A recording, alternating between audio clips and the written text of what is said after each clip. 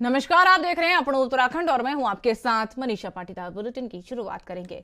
विधानसभा अध्यक्ष रितु खंडूरी की अध्यक्षता में विधानसभा में कार्य मंत्रणा समिति और विधानमंडल दल की अलग अलग बैठक आयोजित की और इन दोनों बैठकों में सदन को सुचारू रूप से चलाने और सदन के लिए बिजनेस तय किया गया। आपको बता दें, विधानसभा अध्यक्ष रितु खंडूरी ने सदन की कार्रवाई को लेकर कहा कि कार्य मंत्रणा समिति की बैठक में एक दिन का बिजनेस तय किया गया और कल सदन के पहले दिन शाम 4 बजे से अनुपूरक बजट पेश किया जाएगा, जिसके तहत विधानसभा अध्यक्ष ने सर्वदलीय बैठक में नेताओं से अपील की कि सदन में गरिमा को बनाए रखें और सभी सदस्य जो है वहां पर गरिमा बनाए रखें। विधानसभा का सत्र काफी महत्वपूर्ण होता है, इसलिए सदन को चलाने के लिए सभी लोग अपना सहयोग करें।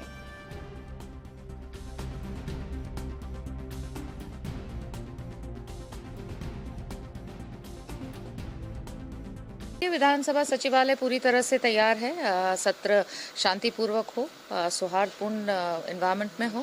कल सुरक्षा बैठक हो गई जिसमें सरकार के सभी वरिष्ठ अफसर पहुंचे थे और उन्हें भी यही आदेश दिया गया है कि हम समन्वय के साथ, कोऑर्डिनेशन के साथ अच्छे से कार्य करें। मैम, विपक्ष लगातार बढ़ती घोटाला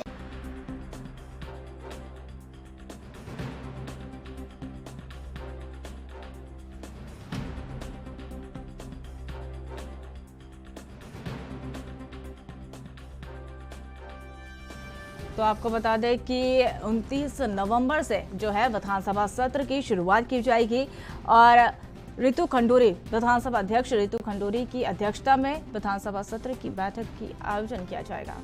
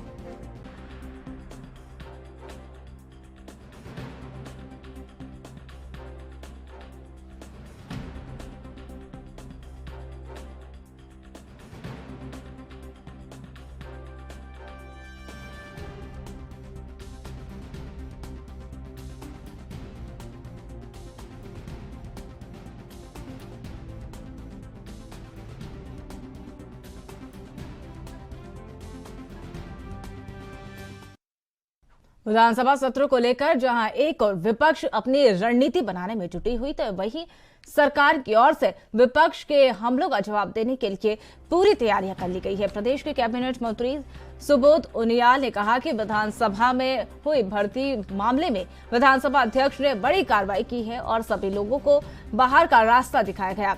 तो वहीं अंकिता भंडारी हत्याकांड में भी त्वरित कार्रवाई की गई और अब इस पर अपना कानून काम करेगा। और वहीं सरकार ने पूरी जिम्मेदारी का आह्वान किया गया है और आरोपी के परिवार के लोग जो बीजेपी में थे उनके तुरंत पार्टी से उनको बाहर निकालने के लिए भी निर्देश दिए गए।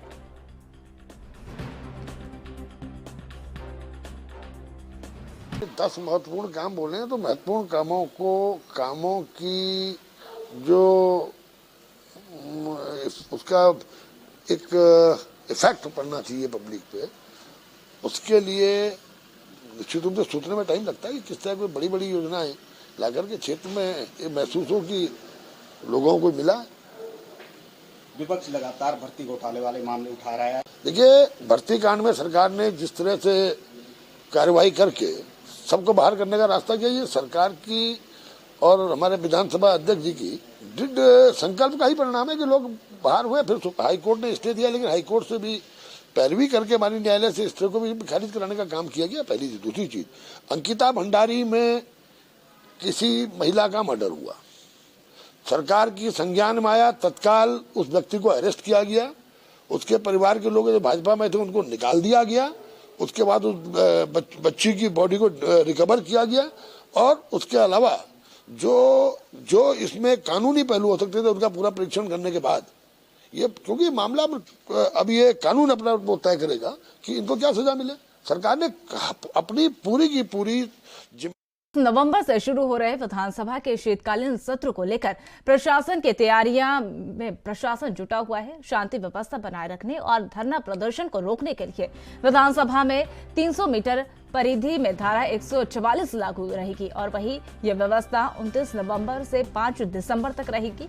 ट्रैफिक को लेकर अक्षय कोड़े एसपी ट्रैफिक ने बताया कि 29 नवंबर को विधानसभा सत्र को लेकर विशेष ट्रैफिक प्लान तैयार किया गया है। सत्र के दौरान धरना प्रदर्शन को देखते हुए प्रगति विहार बैरिकेडिंग, शास्त्री नगर बैरियर से बाईपास रोड तक बैरियर से डिफेंस कॉलोनी बैरियर और विधानसभा तिराहे से बैरियर पॉइंट लगाए जाएंगे।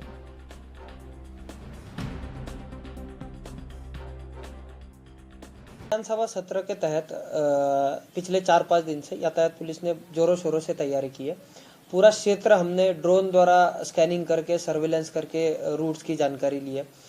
डाइवर्टेड रूट के लिए साइन बोर्ड छपवाए जा रहे हैं। इस बार चूंकि इंटेलिजेंस द्वारा भी बताया गया है कि जुलूस और विरोध प्रदर्शन की मात्रा ज़्यादा रहेगी, तो आपके माध्यम से मैं आपको सबको सूचित करना भी चाह रहा हूँ। नेहरू कॉलोनी तिराहे से लेकर रिस्पना तक रोड बहुत ज़्यादा डिस्टर्ब रहेगी और वो बहुत ही इम्पोर्टेंट रोड है शहर की। तो जो भी लोग इसको नेक्स्ट 5 दिन के लिए अवॉइड कर सकते हैं, अवॉइड कीजिए। आप अगर फव्वारा चौक के आसपास है तो 6 नंबर पुलिया होते हुए हरिद्वार का रूट ले सकते हैं और बार बार से हमें शायद रिस्पना से बाईपास की तरफ डाइवर्जन करना पड़ेगा जो भी इनकमिंग ट्रैफिक है उसके लिए। बहुत सारे पेड़ों की लोपिंग, देन चौराहों का थोड़ी रीडिजाइनिंग हो या ब्लॉक्स लगाने हो, वो सारी तैयारी हमारे द्वारा की जा गई है। जो ड्यूटीज हम इस बार दे रहे हैं, बहुत ही एक्सपर्ट लोग जो उस एरिया में ज़्यादा रहे हो उनको ही हम तैनात करेंगे। विथ ऑल प्रॉपर इक्विपमेंट्स उनको तैनाती की जाएगी। तो इस तरीके से विधानसभा सत्र के दौरान यातायात का दबाव जरूर रहेगा। वीआईपी और हाई सिक्योरिटी पर्सनल की मूवमेंट भी ज़्यादा रहती है, पर कहीं पे भी आपको अव्यवस्था नहीं दिखेगी।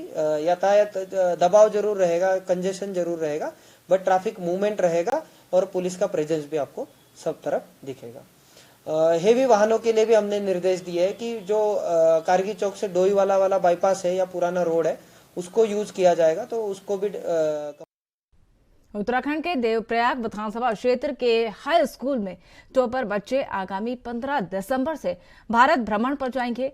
देवप्रयाग के विधायक विनोद कंडारी ने बताया कि इस ग्रुप में छात्रों और शिक्षकों समेत 75 लोग शामिल हैं। उन्होंने कहा कि वो लोग चाहते हैं कि आने वाले दिनों में यह कार्यक्रम वृहद रूप से चलाया जाए और सभी विधानसभा क्षेत्रों के लिए इसको अनिवार्य किया जाए। विधायक विनोद कंडारी ने कार्यक्रम को लेकर कहा कि 15 दिसंबर को मुख्यमंत्री पुष्कर सिंह धामी देहरादून से इस कार्यक्रम की शुरुआत करेंगे और सभी बच्चे उत्तराखंड विधानसभा, उत्तर प्रदेश विधानसभा के साथ साथ कानपुर, ITI और अयोध्या का भी भ्रमण करेंगे।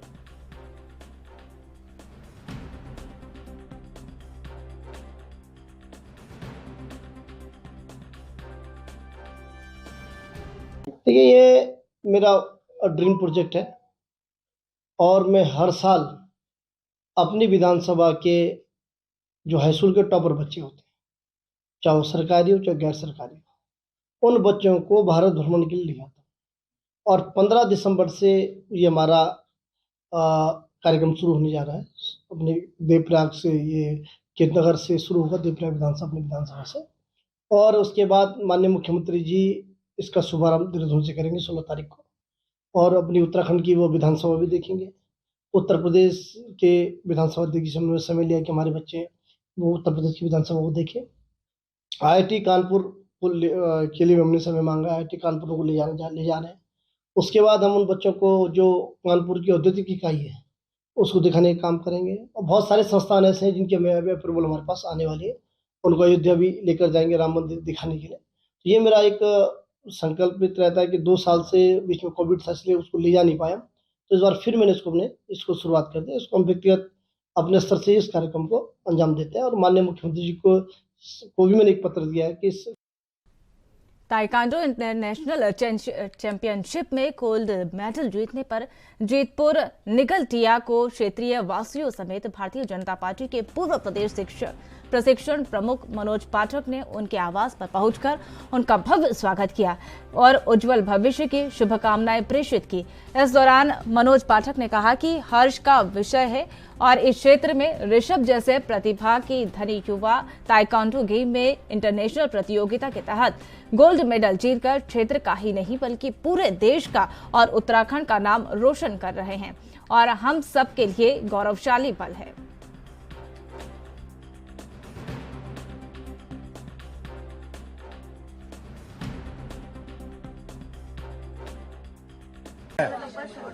पूरे हल्द्वानी क्षेत्र के लिए, लामाचौक क्षेत्र के लिए, हमारे क्षेत्र में भाई ऋषभ ने इससे पूर्व में भी रजत पदक हासिल कर हम सबको गौरवान्वित किया और आज पुनः गोल्ड लेकर के हमारे गौरव को, पूरे क्षेत्र के गौरव को, इस भारत देश के गौरव को बढ़ाया है। हम सब सौभाग्यशाली हैं। मैं पूरे समूचे परिवार को, लामाचौक क्षेत्र की जनता को। उत्तराखंड के रुड़की में प्रशासन द्वारा अवैध अतिक्रमण हटाने अभियान चलाया गया। आपको बता दें कि अवैध अतिक्रमण हटाने के लिए प्रशासन के द्वारा अभियान चलाया गया। आज भी अतिक्रमण हटाओ अभियान लगातार। अधिकारियों का कहना है कि पूरे शहर में अवैध अतिक्रमण हटाया जाएगा। वहीं मछली मार्केट से लेकर रामपुर चुंगी तक हर जुम्मे रात अवैध पीठ पर बाजार लगने वाले लोगों को बड़ी परेशानियों का सामना करना पड़ता था, जिसको लेकर पिछले 3 हफ्तों से मीडिया इस मुद्दे को उठाने का काम कर रही थी। वहीं नगर निगम MNA ने मीडिया द्वारा बातचीत करने पर रुड़की नगर निगम में MNA विजय नाथ शुक्ला ने जुमेरात अवैध फीट बाजार पर कार्रवाई करने की बात कही और इस दौरान उन्होंने कहा कि जुमेरात से पहले अनाउंसमेंट करा दिया जाएगा।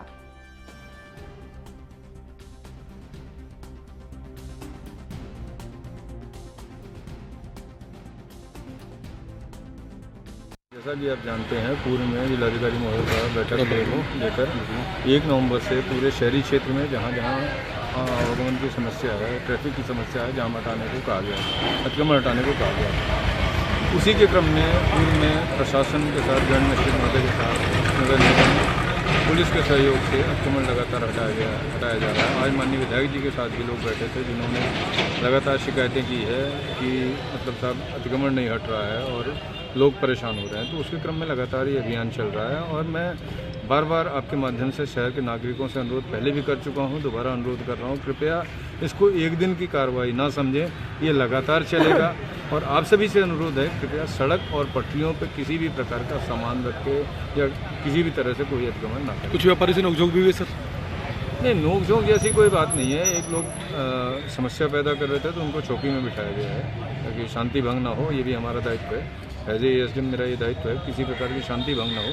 तो एक सज्जन को चौकी में बैठाया गया, उनके ऊपर नियमानुसार कार्रवाई की जा रही है। एक बैठाया जा रहा है हर बृहस्पतिवार को रामपुर चुंगी। इसके लिए कई बार खबर क्यों नहीं की जाती सर? जी, संज्ञान में ये बात आई है और निश्चित तौर पे आप आगे देखेंगे कि उसको भी कार्रवाई।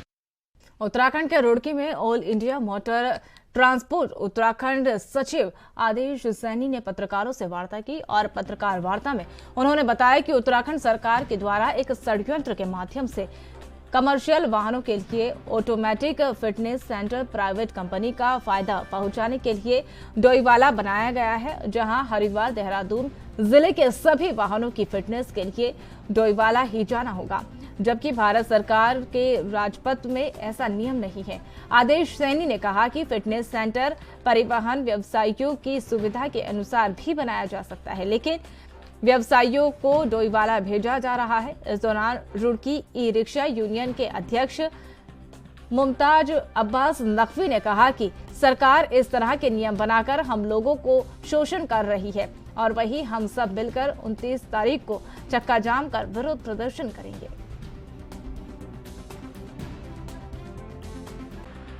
देखिए, मजदूर का भाई होता है और मजदूरों की परेशानी हमारी सबकी परेशानी है, हमारी अपनी परेशानी है।